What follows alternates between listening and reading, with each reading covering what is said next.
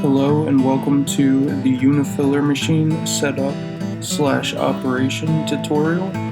Today we'll give you a walkthrough on how to hook up and operate the UNIFILLER Compact Filler Machine. For this application we'll be filling 8-ounce jars. So to start, we're going to need to connect the hose from the compressor to the regulator on the UNIFILLER machine.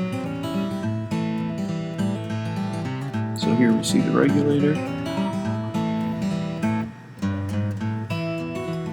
Once the air line is hooked up and everything is in place, you can go ahead and turn on the compressor.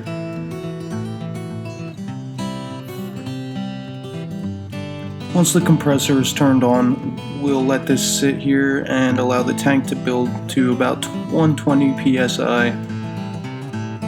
Okay, so now that 120 psi is built up into the tank, we'll spin the knob to the right to bring some air pressure over to the tool. So this is going to allow pressure from the tank to go into the filler machine. We're going to keep it above 40 psi so it never drops below the required 30 psi.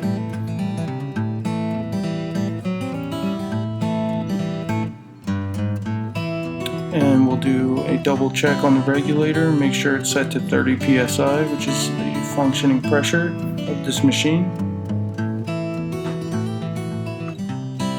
We're going to fill the hopper with hot water. This will allow us to preheat the hopper and also run clean water through, cleaning out any dust particles. While the machine is still in the off/adjust position, you can adjust how much product you actually want to go into your jar. This adjustment cannot be made when the machine is on. Okay, so now you're locked into place.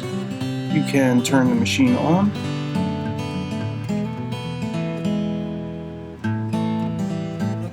And at any time you can adjust your speed. Make sure that your speed is above the slowest possible speed. This way the internal parts to the machine can return to their home position. Using the foot pedal, you can distribute the hot product into the jars.